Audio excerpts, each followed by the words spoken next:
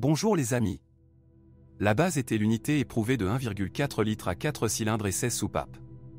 Si la vitesse n'est pas l'essentiel pour vous, alors la VW Golf 6 avec un tel moteur vous emmènera partout.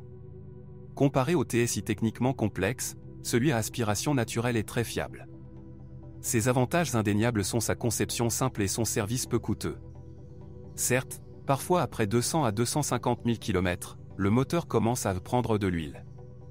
Le bloc 1,6 litres à 8 soupapes est la dernière évolution du moteur, connue dès la première Octavia. Le moteur est plus joueur, mais aussi plus vorace. Après 200 000 km, il commence également à consommer du pétrole. En 2010, un moteur turbo 1.2 TSI a été préparé pour remplacer les moteurs essence atmosphérique de 1,4 et 1,6 litres. Mais en raison de nombreux problèmes avec le débutant, Volkswagen n'a jamais décidé d'abandonner complètement les anciennes unités. Finalement, les trois moteurs ont été proposés simultanément. Le principal problème du 1.2 TSI est l'usure prématurée de la transmission de distribution par chaîne. Un bruit lors du démarrage indiquera des problèmes. Un autre inconvénient est la défaillance de l'actionneur du turbocompresseur. Il existe également des problèmes avec les pompes d'injection de carburant. Un autre problème est l'augmentation de la consommation de pétrole. Le constructeur a modifié à plusieurs reprises le logiciel de contrôle moteur pour éviter ce désastre. Dans certains cas, il y a même eu une baisse du taux de compression due à l'empreinte des valves dans la culasse, matériaux de mauvaise qualité. De plus, avec les déplacements fréquents en ville, de l'essence pénètre dans le pétrole, ce qui entraîne l'apparition de dépôts. Le 1.4 TSI offre une bonne dynamique avec une consommation de carburant relativement faible. Les inconvénients incluent la durée de vie de la chaîne de distribution et une consommation d'huile accrue. La pompe n'est pas non plus durable. Et après 150 000 km, la pompe d'injection de carburant peut tomber en panne. Parfois, il y a aussi une destruction des pistons. Le compresseur mécanique de type route de la version la plus puissante du moteur double suralimenté, compresseur plus turbocompresseur, ne pose aucun problème. Mais le turbocompresseur des deux variantes peut devenir morose après 150 000 km. Habituellement, l'actionneur doit être réparé. Le 1.8 TSI a également des problèmes avec la chaîne de distribution, qui peut sauter lorsque le moteur est éteint. Souvent, les propriétaires ne s'en rendent compte que lorsque le moteur ne démarre pas. C'est juste que les pistons sont déjà soutenus par les soupapes. 2.0 TSI est représenté par les anciennes unités de la série EA113 avec entraînement par courroie de distribution, CDLF et CDLG, et le nouveau EA888 avec chaîne, CCZB. Les unités anciennes sont préférables. Ils sont fiables et ne présentent pas de défaut fatal lié à la chaîne de distribution et à l'alimentation en huile, en raison d'une mauvaise conception du piston. Les turbodiesels allemands ont fait leurs preuves. Au moins la mécanique et le matériel sont très fiables. Mais cela n'a pas été entièrement sans problème. VW proposait un choix entre l'un des deux 4 cylindres 2.0 TDI. La Golf MK6 était équipée de moteurs exclusivement dotés d'un système d'injection à rampe commune. La différence fondamentale entre l'unité de 110 chevaux et l'unité plus puissante de 140 chevaux est depuis 2003, 170 chevaux, et l'absence d'arbre d'équilibrage dans la version la plus faible. La présence d'un arbre d'équilibrage signifie qu'il existe un petit arbre hexagonal chargé d'entraîner la pompe à huile.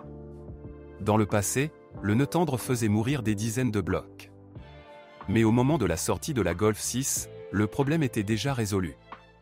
En 2008, le fabricant a agrandi la tige et a commencé à la fabriquer à partir de matériaux plus durables. En 2009, le 1.6 TDI fait son apparition dans la liste des offres.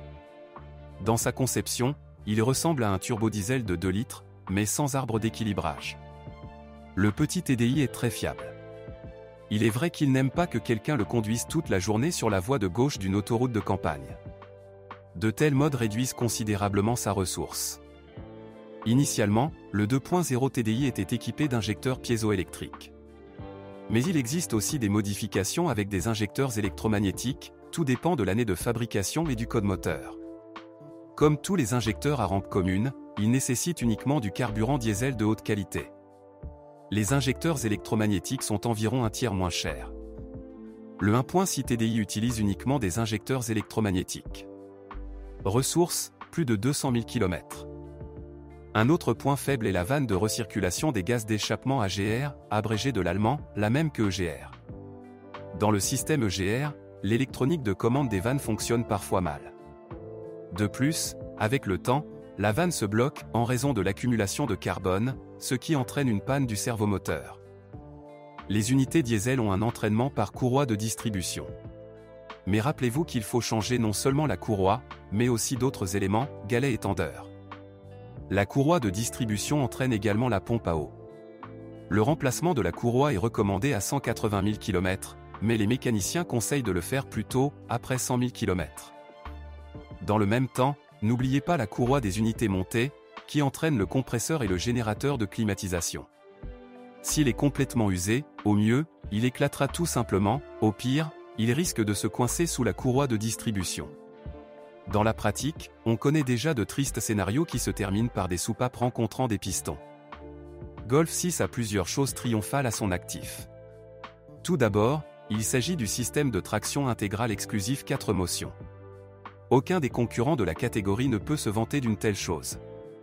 Fait intéressant, la Golf propose une transmission intégrale permanente depuis la 2e génération. La 6e version utilise un embrayage multidisque électro-hydraulique Haldex de 4e génération. Le système de transmission intégrale était inclus en équipement standard dans la version la plus chaude avec la lettre R. Les versions civiles ne pouvaient recevoir 4 motions qu'avec les unités diesel 1.6 TDI, 105 chevaux, et 2.0 TDI, 140 chevaux.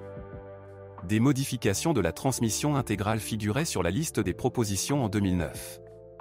Alors que les voitures 1.6 TDI classiques étaient équipées de série d'une boîte de vitesse manuelle à 5 rapports, les voitures à traction intégrale étaient équipées d'une boîte de vitesse à 6 rapports.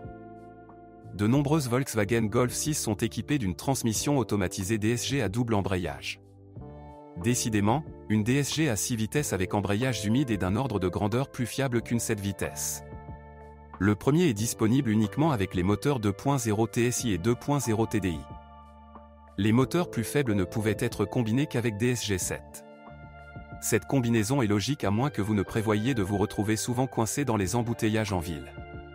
Sinon, de gros investissements en réparation après 100 à 150 000 km sont garantis.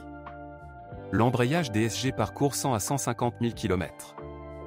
Après 150 à 200 000 km, la transmission manuelle tombe parfois en panne, un bourdonnement apparaît en raison d'une usure prématurée des roulements.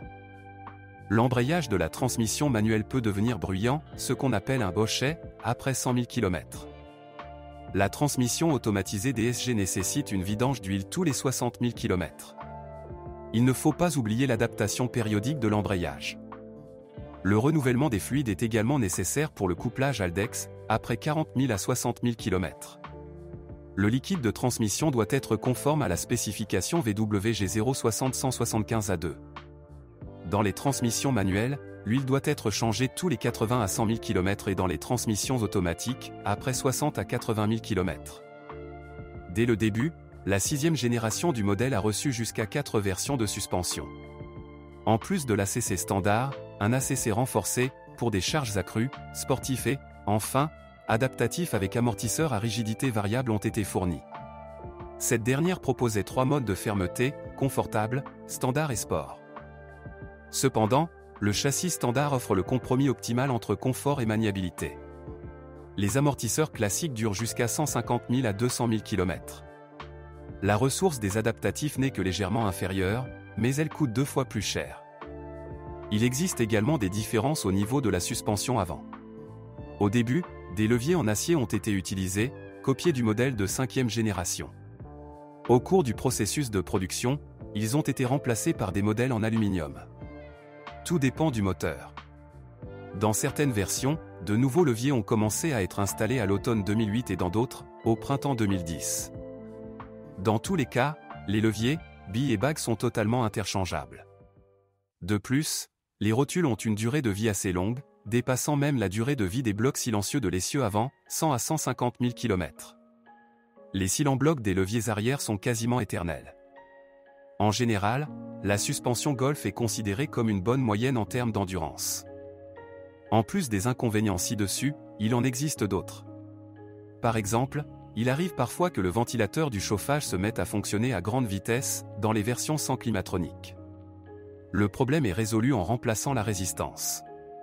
Et un refroidissement intérieur insuffisamment efficace par temps chaud est souvent associé à une panne du compresseur de climatisation Delphi. Après 150 à 200 000 km, des problèmes surviennent avec le commutateur d'allumage, le verrou tombe en panne ou le groupe de contact s'use. Le verrou du coffre peut également échouer. Avec l'âge, des éclats apparaissent sur les bas de caisse et les passages de roues, qui commencent à fleurir, la peinture se décolle. Dans les cas avancés, il s'agit de corrosion.